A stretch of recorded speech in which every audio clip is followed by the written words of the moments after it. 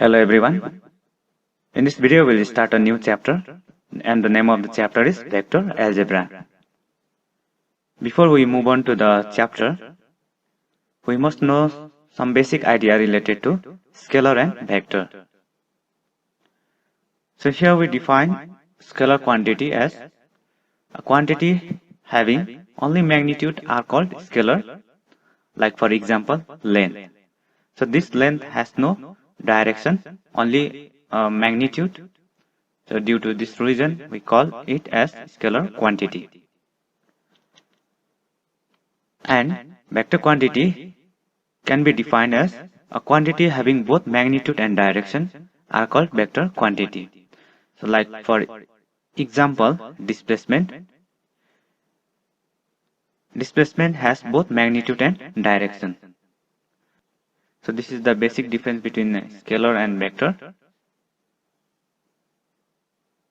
Now here we consider two lines, and these two lines have direction given by the arrow.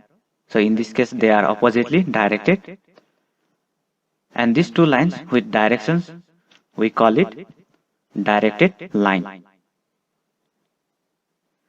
Now here we consider a line, and if we take a small part of the line called the segment, so let's say from A to B, and let us give the direction from A to B, and this is a small segment of the line with direction, and altogether we call it directed line segment.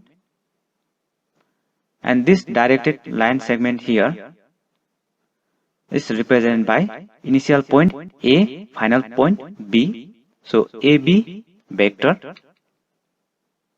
So this directed line segment is represented by AB vector. And in terms of length, if the length from A to B is small a, then because of this direction, we can also write AB vector as A vector. So from this figure, we came to know that directed line segment is a vector. It has both magnitude and direction. So we call it, in this case, vector AB or A vector. And the second point A is called the initial point and point B is called the terminal point. So this line segment starts from A and has ending point at B. So A is called the initial point and B is called the terminal point.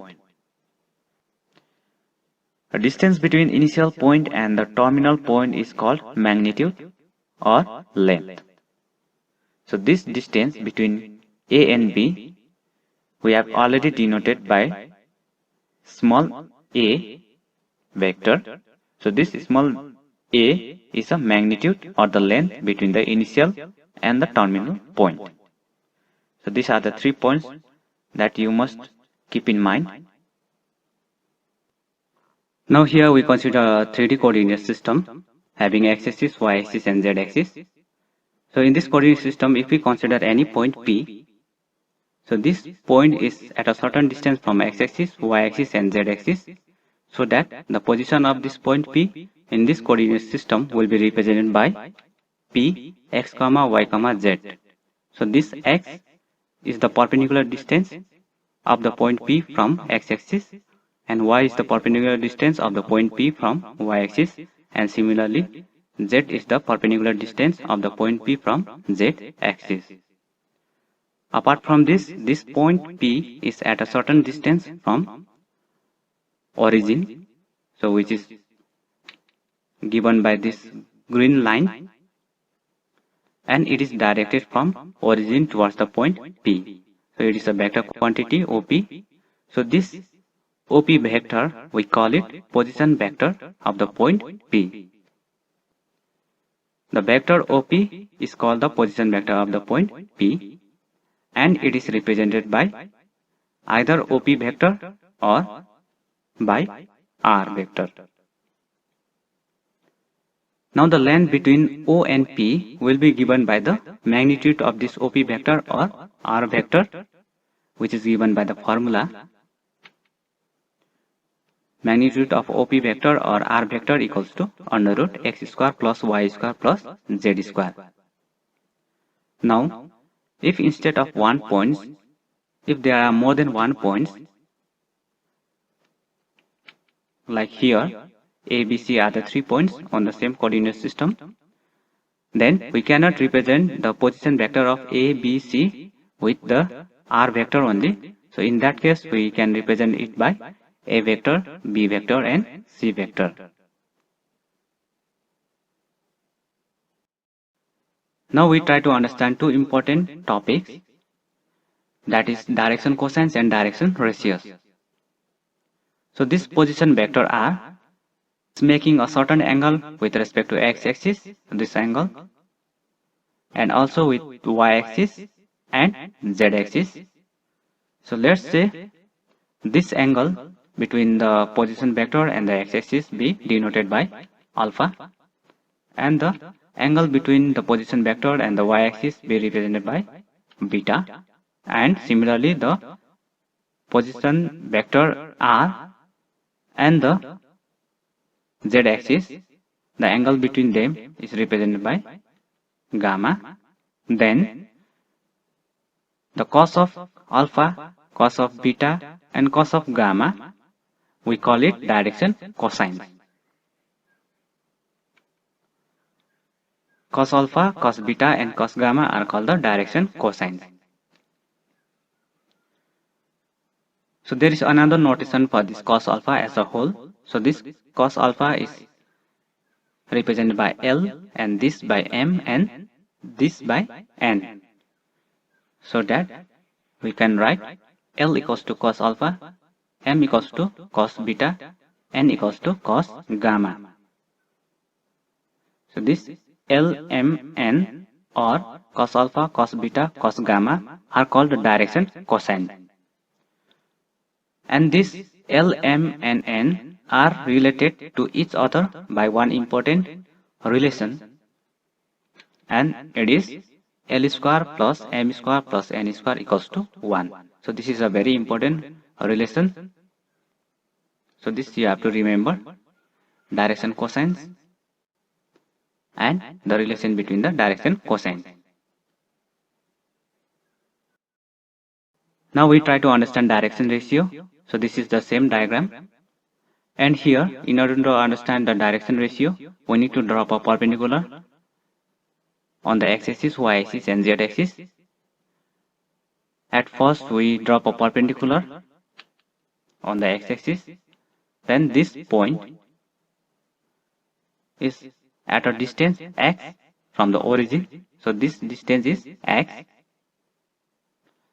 So that the cos alpha, which is called the direction cosine, cos alpha is by the trigonometric ratio, it is base by hypotenuse. So this base is x and hypotenuse here is r. So cos alpha, which is represented by L, equals to x by r. So here we write cos alpha equals to x by r, which is equals to L. So this L, which is same as cos alpha, is called the direction cosines. And similarly, if we drop a perpendicular along y-axis and z-axis, then we get cos beta equals to y by r, which equals to m, and cos gamma equals to z by r, which equals to n.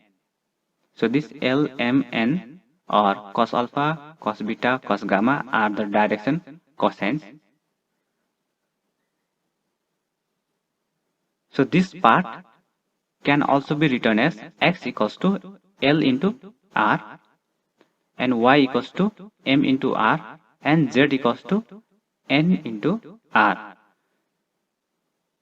So in terms of direction cosine, this point P position coordinate, x will be replaced by L into r, y will be replaced by m into r, and z will be replaced by n into r.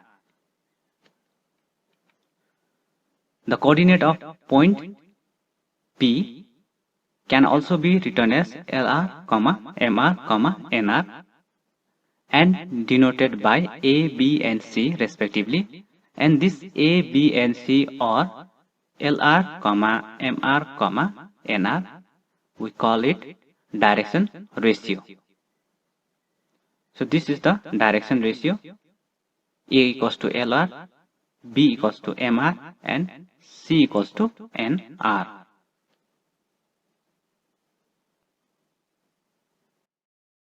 Now let us discuss about the types of vectors. So there are different types of vectors, and the first one is zero vector. A vector whose initial and the terminal point coincide is called a zero vector, and this zero vector is also known as null vector, and it is represented by 0 and an arrow on the top.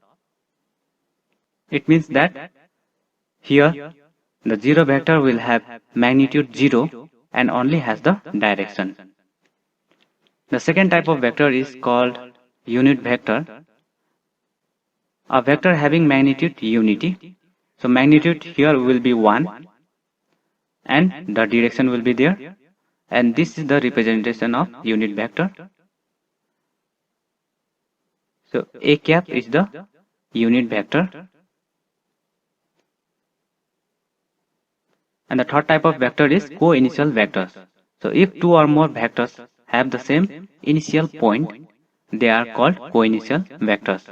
So if two or more vectors are starting from the same point, then those type of vectors we call it co-initial vectors. Now the fourth type of vector is collinear vector. Two or more vectors are said to be collinear if they are parallel to the same line, irrespective of their magnitude and direction.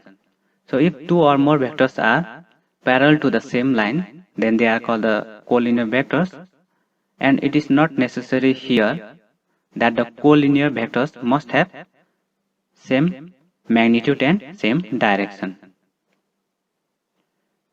Fifth type of vector is called the equal vectors. Two vectors are said to be equal if they have same magnitude and direction. So if the two vectors are having same magnitude and same direction, then they are called the equal vectors. So here vector A and vector B are equal vectors. And the sixth type of vector we call it negative of a vector. A vector whose magnitude is same as that of a given vector but direction is opposite to that of it is called a negative of that vector. So it means that if AB is a vector, then if there is another vector having the same magnitude as that of AB but the direction is opposite, then that vector we call it negative of the vector AB. So here BA vector is the negative of AB vector. So these are the different types of vectors. Now this is the first exercise of the vector algebra, exercise 10.1. So all the questions here are very easy. So this question number 1, represent graphically or displacement of 40 km 30 degree east of north. So there is already one solved example, same as like this question number 1 in your book. So you go through it and you just represent this 40 km 30 degree east of north in the graph. The question number 2 is classify the following measures as scalar and vector. So here there are 6 measures given. So you have to classify which one is vector and which one is scalar. Number 3, classify the following as scalar and vector quantities. So here also you need to classify these 5 quantities as scalar quantity and vector quantity, which is very simple and easy. Question number 4, identify the following vectors from the figure 10.6. So this is the figure given. So this I will be solving. And this question number 5, answer the following as true or false. This also is very easy, you can do by yourself. Now let me solve question number 4 from exercise 10.1. So this is the given figure. So in this figure there are 4 vectors, A vector, B vector, C vector and D vector, and their direction is given by the arrow here. Now first is we have to identify the co-initial vectors. So co-initial vector by definition is a vector having the same initial point. So if we look at this figure, then this A vector and this D vector have the same initial point, and this A and D vector are called the co-initial vectors. And next we have to identify the equal vectors. Equal vector by definition must have equal magnitude and same direction. So if we look at this figure, then B vector and D vector have the same magnitude, and also A vector and C vector, they have the same magnitude. But the equal vector must have same direction. So A and C, they are opposite direction, but B and D, they have the same direction and they are equal in magnitude. So this B vector and D vector are the equal vectors. And the third, we have to identify collinear but not equal.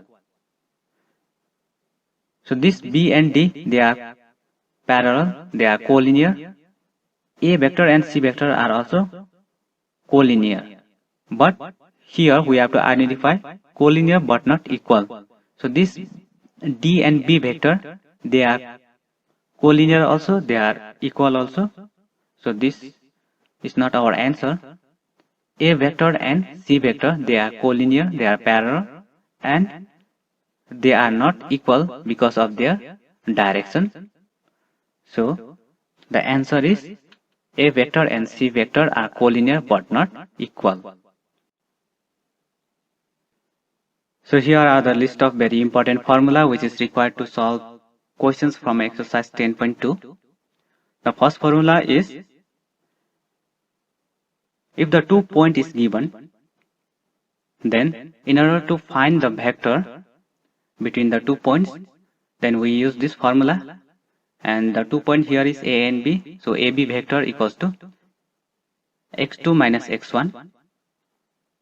This I cap is the unit vector along x-axis plus y2 minus y1 j cap unit vector along y-axis plus z2 minus z1 k cap. So k cap is the unit vector along z-axis.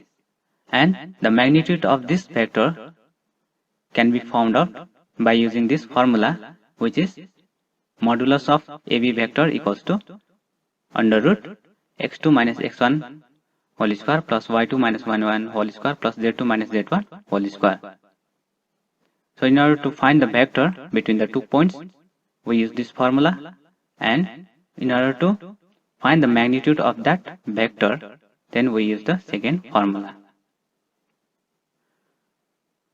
Now, if a vector is given and the question is about finding the unit vector, then we have to use these two formula.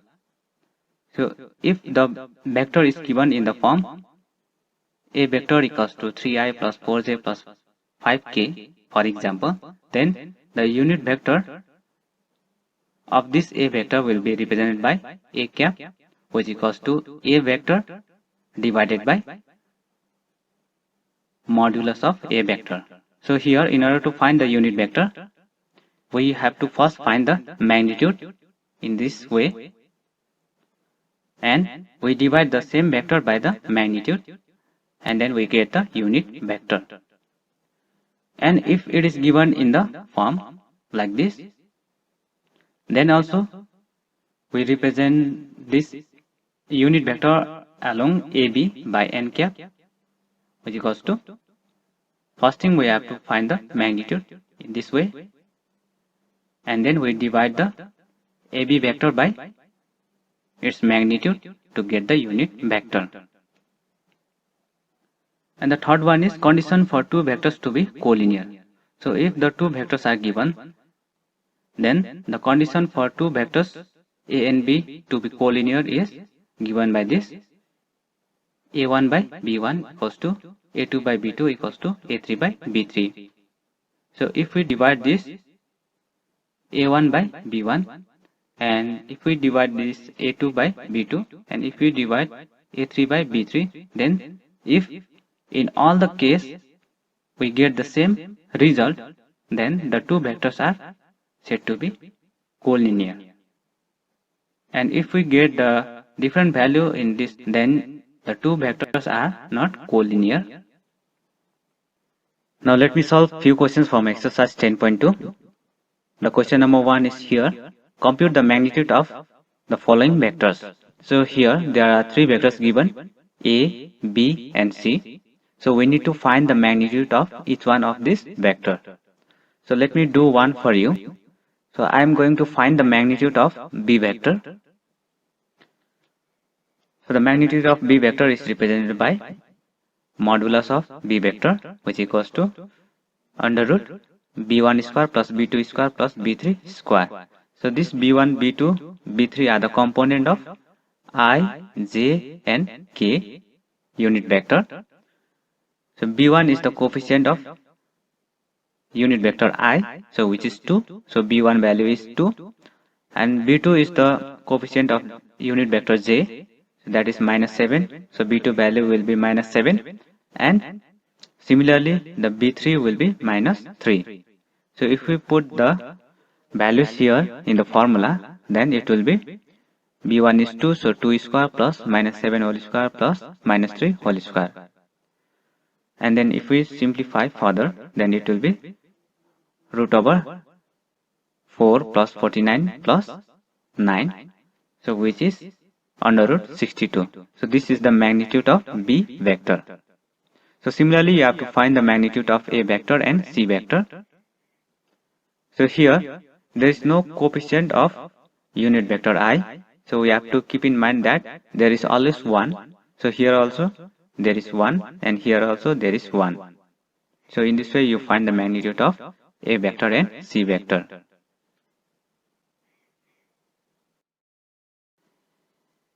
Now let me solve question number 2, 3 and 4 from exercise 10.2. Question number 2. Write two different vectors having same magnitude. So here we have to write two different vectors having same magnitude. So first let me write any vector given by A equals to 2i minus 7j minus 3k. So these 2, minus 7 and minus 3 are called the scalar component of the vector A. So in order to get another vector having same magnitude, we interchange the position of these scalar components. And after interchanging the position of scalar components, I get another vector B vector given by minus 7i plus 2j minus 3k. So that the magnitude of vector A and magnitude of vector B will be same. So if you calculate the magnitude of vector A and vector B, it will be under root 62. Now question number 3 is write two different vectors having same direction. So here in question number 2 we have written two vectors having same magnitude, but in question number 3 we have to write two vectors having same direction. So here also let me assume that A vector is given by 2i minus 7j minus 3k. So I have to write another vector which is in the same direction. So in order to do that, I have to multiply the right hand side with any number. So here I am going to multiply with 2 and we get another vector represented by B, and here 2 2s are 4i minus 2 7s are 14j minus 2 3s are 6k. So this is another vector, and if you calculate the magnitude of A vector and B vector, you will not get the same, because the scalar components of A vector and B vector are different. Now question number 4. Find the values of x and y so that the vector 2i plus 3j and xi plus yj are equal.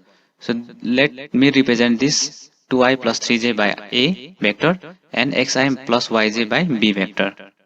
So let me write A vector is equal to B vector, and writing the expression of A and B from here, it will be 2i plus 3j equals to xi plus yj. In place of x, there should be 2, and in place of y, there should be 3. The value of x and y are 2 and 3. Now let me solve question number 5. Find the scalar and the vector component of the vector with initial point 2, 1 and the terminal point minus 5, 7.